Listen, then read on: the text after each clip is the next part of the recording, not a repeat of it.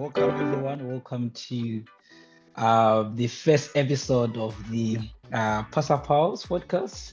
I hope you're excited. And today, as you're joining us, we've got an interesting topic that we're going to be discussing with our panelists today. My name is Christopher. I'm a second year MPA student at Rockefeller College, and I'm excited today that this vision for PASA is coming to reality. And I'm so excited that we are going to have more of these programs whereby we engage with the faculty, we engage with professionals in the field. Our mission is to make sure that we have these discussions, some of the key topics, key areas that most of students that are getting into public affairs can be able to be equipped. So today, I'm so excited. Those who are joining in, welcome to the PASA PULSE. Welcome to PASA PULSE. Welcome. This is the first episode. Last semester we did a pilot, so this is like our first episode of the program, and our guests, panelists are in the house, and soon enough you're going to hear them as they're going to unpack this amazing topic that we are going to be having today. And without wasting much of the time, I think people are now coming in. Some people are coming in. I'm going to hand over to my co-host today, my co-moderator, Jerusha, to welcome us, introduce our panelist. Jerusha. And welcome to our very first episode of the PASA PULSE podcast. And it's brought to you by the Public Affairs Student Association here at Rockefeller Pasa. And we're so excited to launch this platform because this is where we want to dive into important conversations, shaping public affairs and academia and our professional journeys altogether. And our theme today is the future of scholarly writing and public affairs. Are we still authors? A close look at the use of generative AI in academia. And it's lunch hour, so it means that it's time to officially start our podcast. So let's dig in. So in today's panel, we have two special and amazing people who are joining us today. And we have Dr. Susan Appe, who is the Associate Professor and MPA Program Director at the Rockefeller College of Public Affairs and Policy here in Albany, and also Dr. Luna Reyes, who is a Professor and Chair of Public Administration and Policy, also here at Rockefeller College. And we are truly, truly honored to have you both. Thank you for being here today. And before we dive into the questions and the conversations and the fun, could you each take a minute or two to introduce yourselves and share what excites you most about today's topic? Over to you. Go ahead. No, you. Reyes. No, I think we should do it in hierarchy. You go first. So I think that MPA director kills department chair any day, especially in a PASA event. But you know that the topics of artificial intelligence in public administration have always been interesting to me since I was a master's student many years ago, as I have also been interested in how organizations and people use information and information technologies to make decisions. So then there is a long time that I have been following all these developments, and just always excited about new technologies and new ideas. Mm-hmm. Yeah. Excellent. And I kind of am the other side of the coin of this topic, someone who is probably more along the lines of where a lot of our students are, maybe, who are just wrapping their head around it, right? And so I can't say I am very technologically advanced in my thinking. I missed the boat on social media. I never was on social media, for example.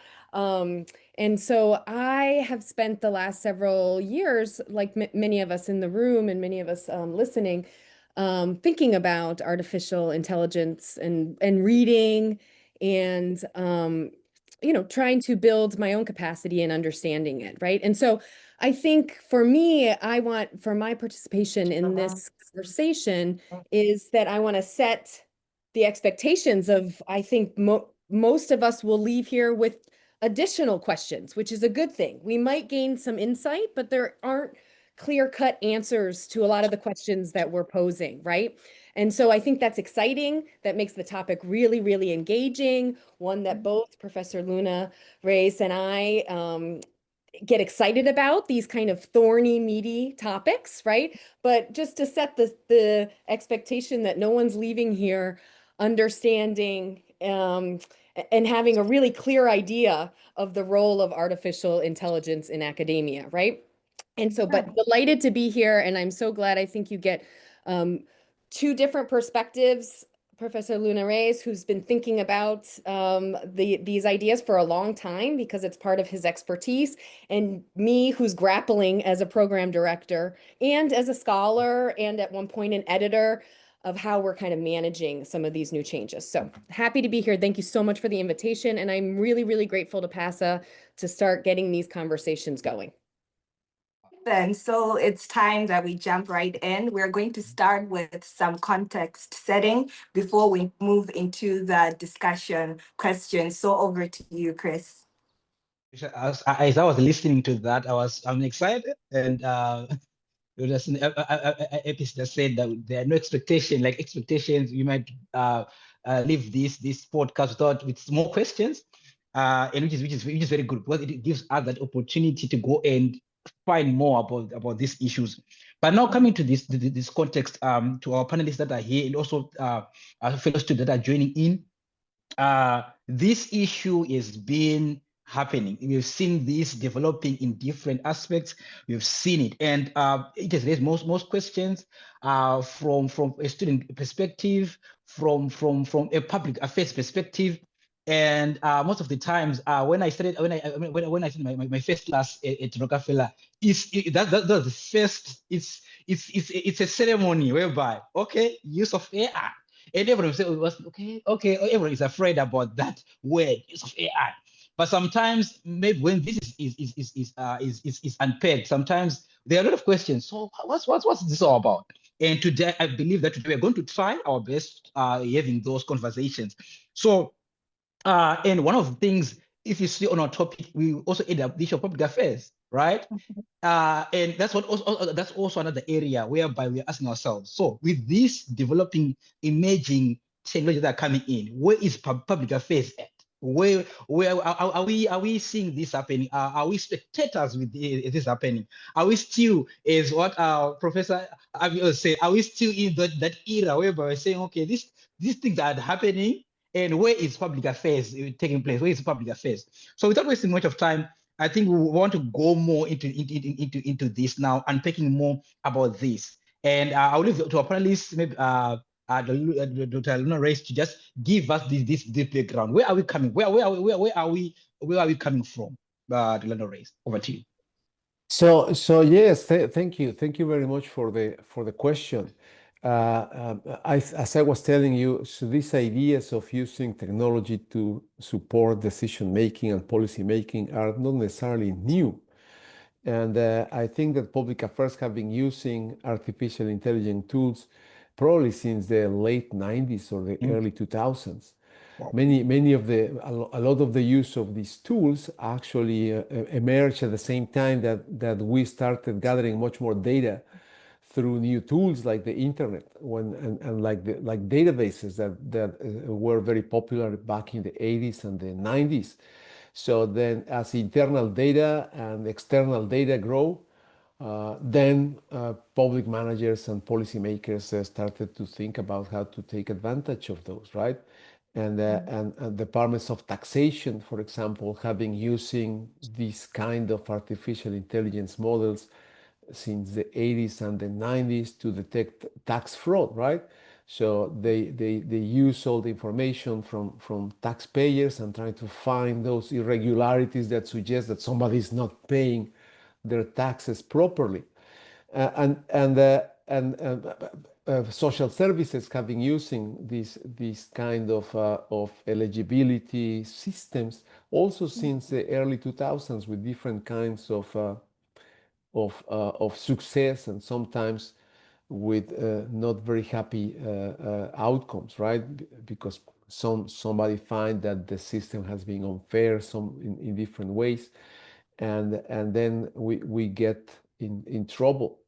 Uh, uh, uh, Intelligent or smart policing, which is this idea of assigning police people to those places more in need, started in 2009, and of course, so we have found many vicious feedback cycles in the use of those artificial intelligence systems that somehow end up assigning more and more police to some specific areas in the cities. And of course, given that they start assigning more policemen to these specific places, then there will be more police reports from those same places, and automatically you will end up in this cycle, like making these places to seem less safe than they are. So many problems, and the point where we are right now, it is mostly created by this release of ChatGPT in 2022, because then all of a sudden we were all able to use artificial intelligence in a very open way, right? Before that, we were kind of victims or secondary users of artificial intelligence every time that we were applying for a credit card or for a job, you know. So there were these systems already acting. But after 2022, then it became something more pervasive everywhere, right? And with applications that are really at the hand of almost everybody.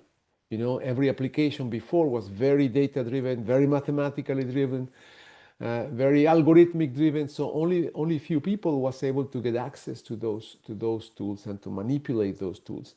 And now we all have the chance, right?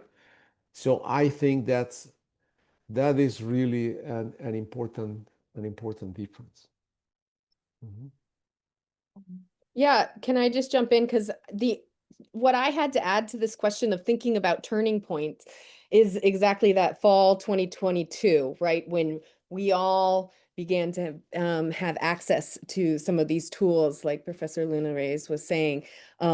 In some of my, brush reading up on artificial intelligence, and my colleague can certainly speak better to this, but artificial intelligence, to my surprise, wasn't just Professor Luna Reyes mentioned in the 90s, late 90s, in terms of the field of public administration, public affairs, for sure, but it was really coined and as a field began in the mid 1950s.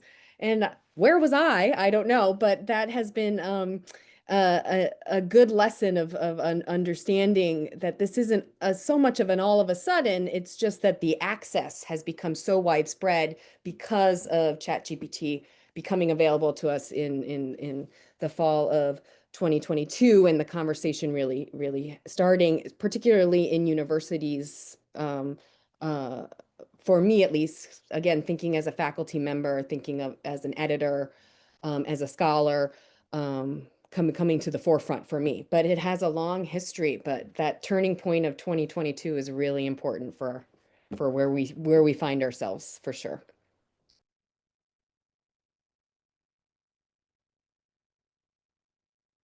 Wow. I was writing notes now. As you guys were bringing and picking this, the access came with some of these tools, and the access were by ChatGPT. I think it's the popular one, ChatGPT. We now have access to this. So it's interesting. And I think most of our viewers and students are also taking note of these things, trying to trace where this is coming from, and to help us as we move this discussion. Jerusha, yes, over to you. Okay, so this is time where we jump into the discussion questions. We are going to be asking questions to our panelists that are going to be able to respond as best as they can. And then I would urge you to take some notes so that when it's time for us to give you the chance as our listeners or viewers to ask your questions, you're going to know where to start from. So the first question is based on institutional guidance to say, as students, are we getting mixed messages? Because some professors would allow AI with limits and others would ban it completely. So should there be a clearer institutional guidance on what's okay and what's not okay? This is a great conversation because this is being replicated. So students are having this, and so are faculty in terms of, do we want, or is it desirable for faculty to get more guidance institutionally from SUNY, from New York State, for example, in terms of the use, right? And so I think that is a question. I have been in many meetings with Professor Luna Reyes that is prime discussion, and there's not a clear-cut answer as of yet. But I think what it speaks to is that there is really, and what I've learned among my colleagues, among administration at the university, in higher ed more generally, there's a real spectrum and diversity of viewpoints of the extent to which AI should be, could be, can be used in in professional settings, of course, but also in higher ed. And I think that makes it challenging because there isn't a clear-cut answer right now. I don't know if there will be. I think, that's really, we'll see how it develops. But I think that, and I'm going to pass it over to Professor Luna Reyes, but I think that how many of the faculty, and right now, how the institution UAlbany is approaching it is that can AI, in circumstances, can AI help to advance student learning outcomes? And if it can, then that might be an instance where it should and can be used. If it's not adding value to, again, advancing student learning outcomes, then maybe it's not necessary and it shouldn't be used. And I think that we care that students are learning, right? That's our jobs, is to promote that for our students. And so it being a tool in our toolbox for that, I think it can be empowering. And I think some faculty are taking advantage of that in a positive way. And I know, Professor Luna Reyes, I'm sure you might have more specific approaches that you're doing in the classroom around that. But I think that there's a real spectrum. And mixed messages, I think, is a completely proper way to describe what's going on. Same with faculty. So I'll pass it over. Thank you. Can we start just saying Luis and Susan, because maybe that's easier. Sounds good. Perfect. So then I absolutely agree with Susan that this is an ongoing conversation, and I think that when we talk about allowing AI use, we are really talking about the very specific tool that people call generative AI, which are all these chatbots, right? Where you can go and ask questions and they can do summaries for you and they can do some writing for you, right? Because other types of AI, which is all this algorithmic nature or AI that I was describing before, this is the central topic in many computer science and analytics classes. We even in some of the undergrad classes, we have a little intro to some of those methods, and we have a class in the MPA. Unfortunately, we're not offering that class this year, 676, where AI is a topic, right? So then AI should be included in the curriculum for sure. But the difficulty defining AI, it's part of the problem, right? Because then if we ban AI, are we banning also those classes? And then, so we have the chatbots like Gemini, like ChatGPT, but then people is building tons of applications on top of these main models, right? So then applications that were used to just correct your grammar, like Grammarly, are actually using those tools to improve the way that they make suggestions to you about how to improve your grammar. Everywhere in computer systems in the university, every time that you open Excel or Word, it has built in this guy called Copilot, which is another application that builds on top of one of those and is there to help you. So defining what type of AI is allowed or not allowed becomes more than a black and white decision, right? And as Susan was saying, depending on the class and the learning objectives of the class, in some classes it does make sense to use some types of these AIs, and in others it doesn't make at all. And in some works it does make sense to use AI, and in some others may not make that much, right? Mhm. In some others it's actually required it's used, So then having a set of different policies is, I think, is going to be life from now on, right? So what we need to keep ourselves aware of is that so that we are the ones that are applying or using this in the favor of our learning and our productivity, and not letting AI to be a substitute of our thinking, but truly a tool to augment our thinking, right? So that we can do things in a better way. And that goes, of course, beyond just asking a simple question and submitting that as your own work, right? We really need to do a lot of work in this process of taking advantage of any kind of AI to make ourselves better thinkers and better managers and better policymakers.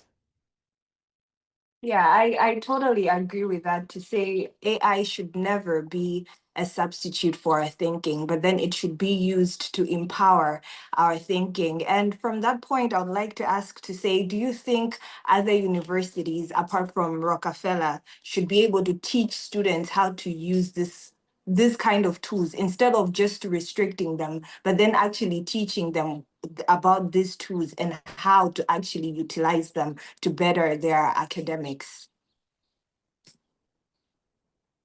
So I can start, Susan, if you want. So I think that effectively that's what we are trying to do. But then in some classes, it doesn't make sense to use them, right? Yeah. So in some classes, given that you are developing some basic skills or knowledge, it is way better to not using them, right? And then we are trusting the judgment of faculty in how they assess the learning objectives of their classes and how they can be using them. And in some other classes, of course, there is ways of using it, right? So you will be using them in different ways in different classes, and you will be experimenting, So I know that there is one class right now in the MPA where the professor is actually requiring to use a specific tool that is based on Gemini, that is called Notebook LM. And I know some people like it, some people really doesn't like that tool. But then this is giving you the opportunity of using that specific tool to learn it, right? So then you should be able to experiment or not, depending on the goals, and then learn what is the best approach of using them. But I don't know, Susan, if you want to add anything. Yeah, no, I don't have too much to add. Just that in a university setting, I think we still have the mandate to create subject matter experts, right? And in the MPA, in public affairs, that is more of a generalist degree, acknowledging that, but Luis mentioned that you still need to be building your knowledge base as you're studying in academic programs. And so I think that's a really important part of thinking about the use of AI in university settings, that we still want to build capacity and knowledge of students who will or are professionals. And then what comes up a lot, and it probably will come up in our conversation, is that all of these tools still need that, what they're calling human oversight, right? So, and in order to really properly have that human oversight, you need to be subject matter experts. You need to have the knowledge, right? And so that's something that as I start thinking about how best to use AI in my classes, in the MPA program more generally, that's what I'm wrestling with and thinking about. How can we do it effectively by taking, making sure that we're giving students what they need to be successful moving forward in their profession, and also the knowledge that they need to be successful. Oh, wow. Thank you very much. And I think that really pushes us to our next question, which is very much specific, dependent on the student skill as a whole, to say what are the most important writing or research skills that students should be developing now, MPA students or whichever student, especially if AI tools are keep evolving and keep improving. What skills do you think students need to work on developing right now? Yeah, that's a great question. I thought a lot about this because, again, we're in it. We're thinking about this.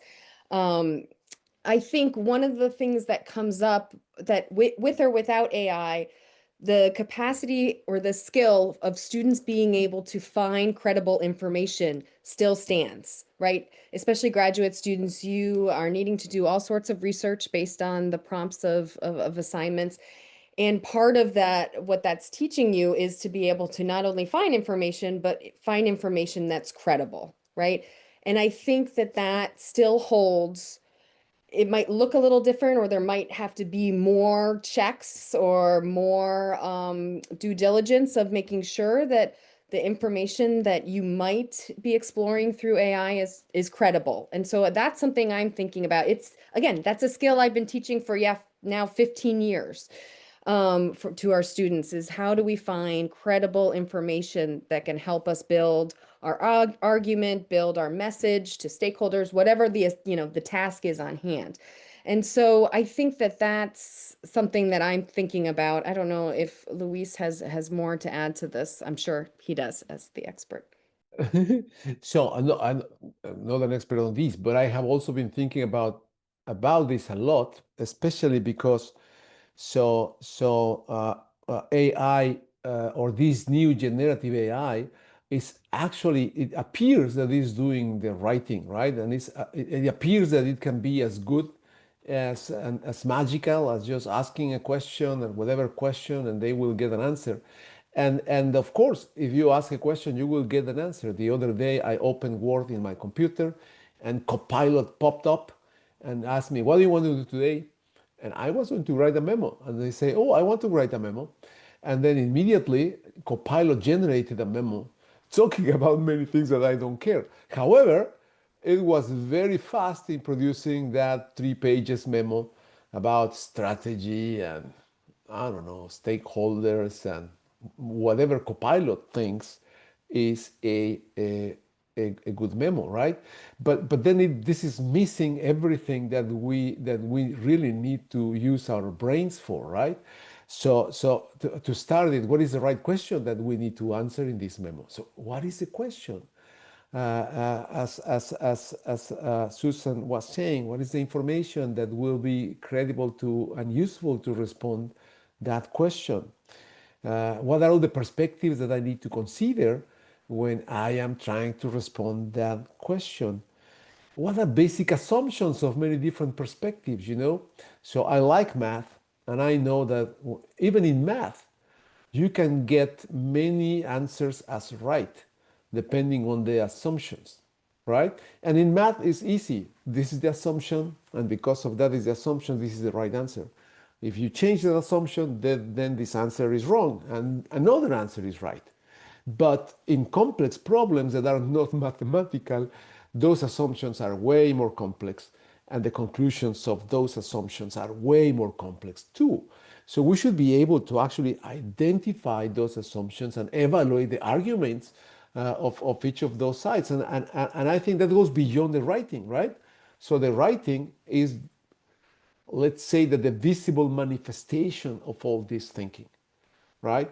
So if we keep doing all this thinking, I am on that side of the argument where I am okay if Gemini or ChatGPT do most of the writing, if I am the one doing most of the thinking. But yeah, so, and as I'm telling people all the time, there are some kind of writing that I love so much that I will never give them out. I love writing papers. I will never ask ChatGPT to write a paper for me. I will ask them to help me with other stuff that I find less attractive. But So a lot of people tend to argue to say that when we heavily use or rely on AI as students, we start to lose our research muscle. So that brings us to our third question to say, in what parts then in the academic writing process can we be able to utilize this AI tool? Where can it be most helpful, and where should it be off limits to help students not to lose their research muscle and to still be able to use their brain capacity? Yeah, this is a good question. And I can speak to, because I've needed to explore a little bit AI. I have been experimenting with it, both in my kind of personal life. I had it plan a trip to Costa Rica for my family, or at least start planning a itinerary for a family vacation. But also in work, and I've explored, not again in the writing part, not so much, because I also like writing. That's, when I have time in a day to actually write, that's a really good day, right? And I know that Luis feels that too. But one of the things that I've used it for two things related to research that I do, right? One is I do use it as kind of a search engine for finding resources, like I would have, Googled or used a library database. Again, this takes extra steps. I need to make sure that they're actually credible resources, and they're resources that then I identify and then I read, right? That's what I'm using it for that. And another one is making tables and maybe throwing out some ideas. So I give it the information, the data, which is based on my research, my findings, and maybe I type up a bullet points of these are the key findings. And then I say, what are some interesting ways to visually present this? And I've used that for presentations. That has been fruitful. And it has, I think, helped me think about, data visualization a little more broadly. I do mostly qualitative research, so sometimes it's hard to synthesize words into a visual. It just is. And so that has been helpful for me in building my own capacity of thinking outside of the box of how to do that. And so those are two professionally. And then, like I said, personally, I've used it for, kind of some tasks that might take a lot of work to research, but that can give me some ideas. And so that's been helpful. And part of that, me experimenting with it is to try to also be able to contribute to how we're thinking about it at the programmatic level for the MPA program, right? So I'm trying to, it's hard for you to engage in a conversation with students about AI when you really have avoided it, which I did for a long time, but now it's unavoidable to some extent. So that's kind of, I don't know if yeah, in terms of the academic process, where have I found it being helpful? Those are ways I've used it. And I think that Susan's answer is really good, and I just wanted to add that I believe that so when in any thinking process, and I think that Susan was just describing that in any thinking process, we have stages in the process where our thinking is more divergent in nature, and so we want to think out of the box, right? Get many different ideas. And then there are parts of the process when we want to reach a conclusion, and those are convergent processes. And then I believe that these tools are probably most useful in those times where we are in this divergent kind of process, where they can actually very quickly generate many different ways of looking at some problem. But I think that we should be mostly in charge with the convergent processes, because then is where all this critical thinking, selection of the proper information, what is the right question, then that is when we need to probably keep most of, if not all, the control. And then, sorry, I just add, and that is why building knowledge and becoming subjects experts is still critical. That has not been removed from the use of AI and in graduate school, right? You are in graduate school, in this case, to build your knowledge base to be effective and better professionals. And so you need to do that still, even if you're using all these tools. And that is most important, because these chatbots, and I call them chatbots because this is what they are. These are chatbots. They do not own any knowledge. They know how to sound like a human, but they do not know any proven knowledge. So they make mistakes all the time, and then we really need to be in charge. Well, that's really true. We really need to take charge, like you said, not to allow AI to substitute the process of thinking, but then to be used to empower our thought processes. Over to you, Chris. Thank you, Jaisha. Thank you so much, Liz. Thank you, Susan, for what an amazing exposition there of the AI in the classroom. And as we continue, I'm seeing questions coming in, and I think Jaisha will be taking note of those when we're going to do our question and answer. Those are some of the questions that we're going to bring to our audience. So I want to ask, as we continue with this discussion. Now, so some students they use AI, let's say, to improve grammar. I think Luis mentioned about this, maybe Grammarly. Let's say Grammarly, to maybe improve their grammar, to improve their structure. Especially now we are in this institution, but there's diversity of students that are coming from different places. Some of them, in as much they may be non-native English speakers, and I can attest where I come from. We use the British English in terms of our writing, in terms of that. And when you're here, sometimes you're supposed to change so that you use the American English. Let me say that. So I wanted to just maybe bring this discussion now. Let's say one is using that to structure, maybe grammar wise, to make sure that how do we go about this? Is this also like off limits? Don't use it to do that, or this can be maybe given a lifeline. Okay, you're using it to do that. It's your own idea, but you want it to structure it in a way or to improve the tone of it or the grammar of it. Maybe you can I hope us with that. At least I see at least maybe yeah. I can go ahead if you want to start. Yes, yeah. So I think that's fair use, I think it's absolutely fair use. I don't find it unfair at all. I think on the contrary, it actually levels the field, because it allows people to actually start with something that can be readable by a native speaker, and then you can really criticize the ideas and not the grammar, right? Unfortunately, anytime that I start reading something where the grammar is not pretty, I get lost in the grammar, and then I cannot even read the ideas, right? So then I think that this takes the conversation to the level of the ideas and away from the grammar. And these are tools that are available for everyone, right? So natives and non-natives can use them.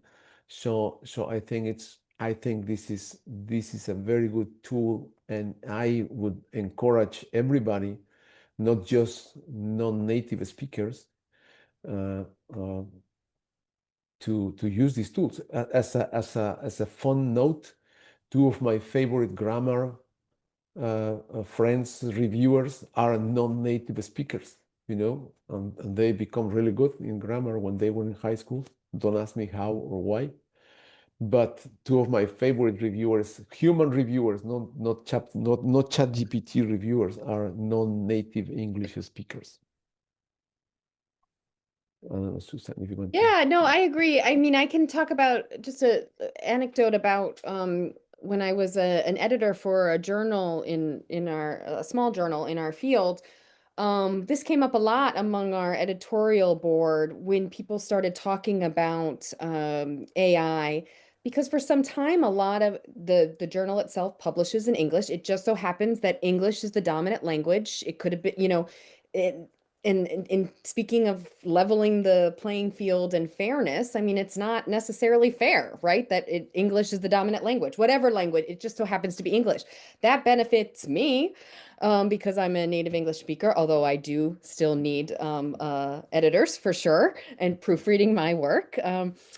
But we had a conversation among the editorial board of them saying, well, we have for years been using aids for helping with our grammar. And now all of a sudden it's under the microscope, right? Because it's kind of part of this AI conversation. And they're worried because they really want to make sure that they can still use these tools. They think that their research is better. Just like Louise said, it does make their research more accessible, probably. To broader audiences. But yeah, I think that it is fair. Like Louise started with fair game. I think it's fair game too, because it just so happens to be English, but whatever the dominant language is, it leaves others at a disadvantage, I think. And so this could really help by leveling the playing field.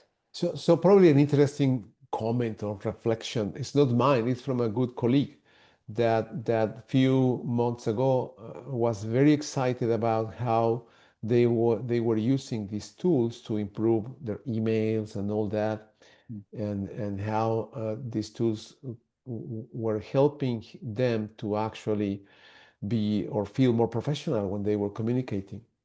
However, the reflection few months later was that they were feeling like these tools were stealing their voice, right?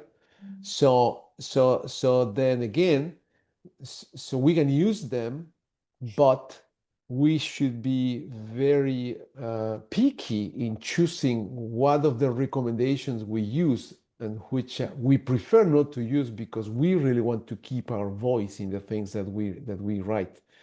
My favorite paper that I have been reading about the use of ChatGPT for these kind of tools is titled "Stop Writing Like a Robot." Right? And then the author was reflecting, oh, these tools are so good mimicking what we write, because we all kind of, especially in academic writing, right?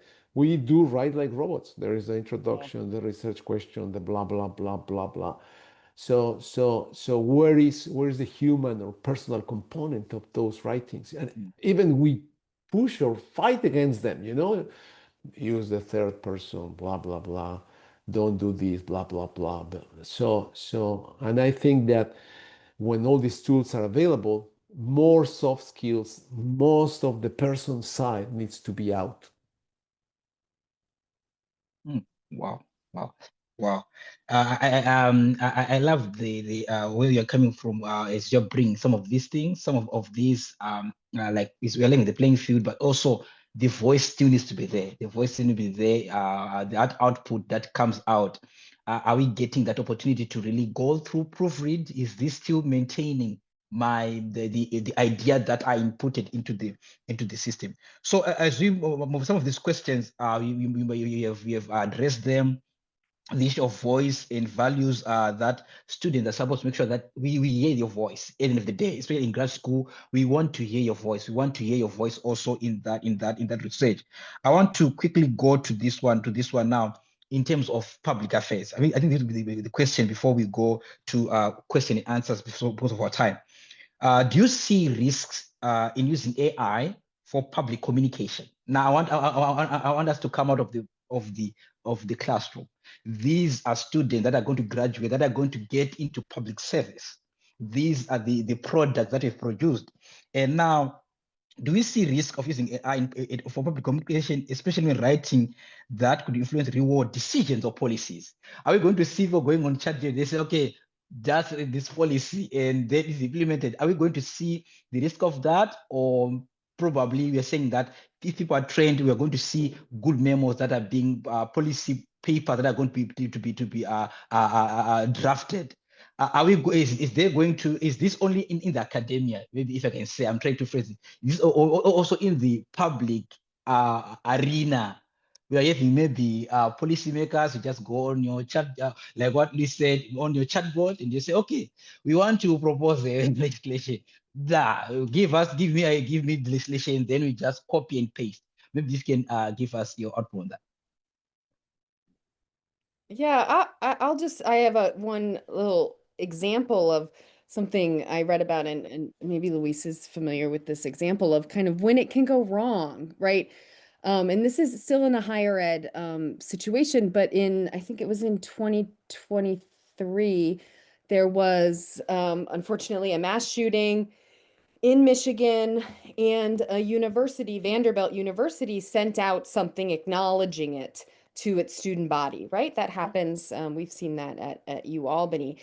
And they did cite at the very bottom, apparently, that part of the communication, which was again to the student body, to staff, faculty, that some of it was generated through one of the chat boxes. Because I don't remember which one, but it drew a lot of criticism because they essentially were outsourcing to AI empathy, right? And this public acknowledgement and wanting to be supportive to their campus community, but they were outsourcing that to AI, and they got a lot of criticism. And for me, I also criticize that. And that's, again, losing the voice of the university of being a supportive institution. And that's where I think in terms of public communication, it could go really wrong. And so it's great transparency. They acknowledge that they use the tool, but there's still question of, was it appropriate for the university to use the tool in that scenario? And so when I was thinking about these questions, I immediately thought of that example because I was also outraged reading that in an article and I would feel very disappointed if that was UAlbany in the story doing that. So just.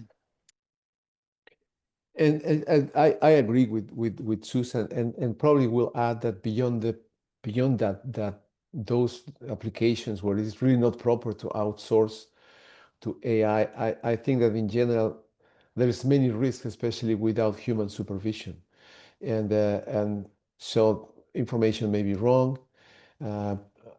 Down in one of the states in Mexico where we just celebrated the independence, part of their public communication campaign included many posters and big cartels or images of the independence, and many of the heroes had 6 fingers, and the eagle had no head, because all those were images generated by AI that nobody supervised, and they printed them out, and that was a catastrophe. And then on the other hand, so we also need to take into account malicious use of AI, right? Because just like people can use it to unintentionally produce some misinformation, people in fact use it to intentionally produce misinformation, representing things that are not true, but they want us to believe that they are true. And this is the number one problem of misuse of AI. It's not copyright. The number one misuse of generative AI is to misinform people about what somebody said, what happened here, what happened there. They can reproduce the voice of anybody, the image of anybody. So it is really scary, that side. And if you have been in your Instagram feed or your TikTok feed in the last few weeks, you will see that probably more than 50% of the content is really produced by any AI tool. And research shows that identifying by without any tool or even with a tool. So if you are in your Instagram trying to figure out what is AI and what is not, it's like a 50-50. It's like throwing a coin. So it is that is the, for me, that is probably the most scary part. Thank you so much. Wow, wow, wow, wow. Some of these stories will be able to bring that highlight of why we need to be that human intervention, that human voice in terms of the use of so our time is running out. I'm going to make sure that we go to the questions, and some of the questions I think they've been answered about the voice, about the use of AI. So I'm going to go to the question answer. There's a question that was as in the chart there. I'm going just to read it as it is. It say, let's say we are 20, 30 years in the future. AI is seamlessly integrated into scholarly work, like a calculator for math. How does a typical article in JPM or PR look like? What do we as human scholars spend most of our time doing? And what is the one thing we must protect at all costs from this technological shift? So I can start because I have a fun story about that, you know. Okay. And this is a story, especially because it's using the calculator as an example, right? So I started teaching many years ago, back in 1992 or something like that, and I started teaching math. And then the main discussion is, so these scientific calculators were new to the world, and then a major discussion among professors teaching these calculus and algebra classes were, should we allow the use of calculators, right? Or not in the exam. And we had many fights. And in that place, we decided that it was allowed to do it, you know? And just like Akhenaton, who I think it's the person asking the question, just like Akhenaton, I thought that was solved, that problem was solved, right? And to my surprise, there is many universities all over the world where in math exams it is forbidden to use a calculator, especially in those engineering and STEM majors, right? And then we go back a little bit to this idea of, well, you know, depending on the learning goal and the kind of work that people is going to be doing, probably using a calculator is more or less important, right? I cannot imagine anybody teaching statistics in social sciences thinking that we shouldn't be using a calculator or software. But if we are teaching an engineer that is going to be building bridges and doing all these more other important applications, probably we really want them to understand better the math that they are doing. And probably for those cases, learning the basics without the calculator so that they can develop the intuition on when this is right, when this is wrong, in a different way, I don't know, it's probably useful. But then fully integrated could mean, I don't know, because from between 1991 and today is like 30 years, right? And the conversation appears to be ongoing. So in 30 years, I am sure that the conversation about AI and how to use it, if the world still's here, will continue, right? And we will continue debating about those things and figuring out what to do. Now, I don't think that the use of this technology will dramatically change the way in which we report research. So the papers will look more or less about the same, right?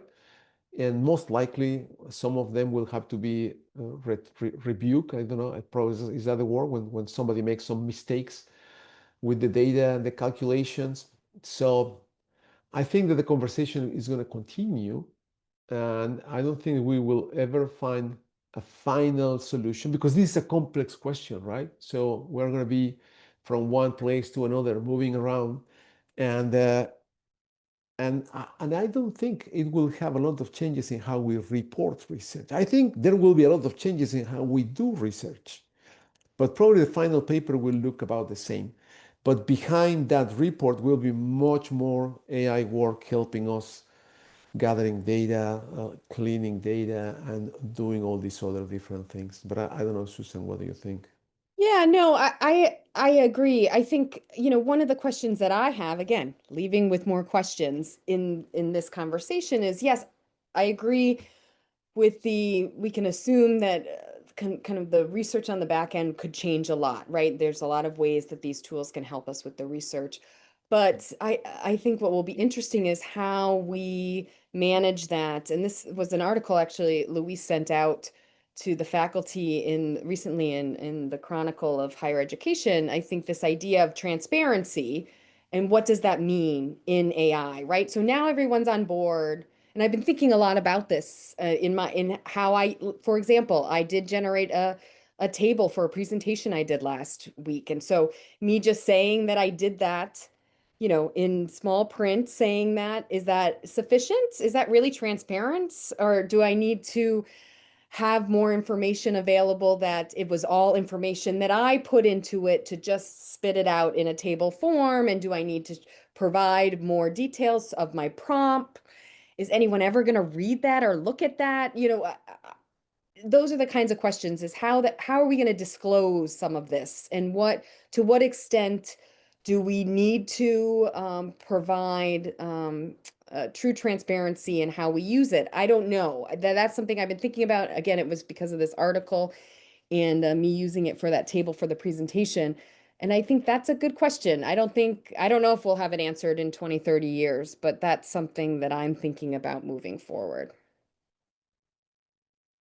Wow, wow. I'm going to also our panelists are ready to respond some questions. If I'm seeing some of our students that are in the chat, if you have any questions, you're free to unmute and also ask our panelists pertaining to our topic that we're discussing today. I'm going to the next 3 minutes for that. If we have any questions, we spoke of a lot of things pertaining to this topic, various dimensions of it. So if you've got questions that you want to ask, this is the time. This is the time. Do you have any more questions? More questions, you're free to unmute. Or you can even type in the chat if you've got questions pertaining to this topic. You're free. Christopher, while people are thinking, just because I know we'll want to wrap up, but I think that, first of all, I already commend PASA for bringing this to the forefront. I know you're all struggling, thinking about it, maybe even excited about the topic. All of that is great. And I think as PASA and just as among peers, you should encourage conversation about this topic. It's a good one. You should feel free to talk to your faculty members, your professors about it.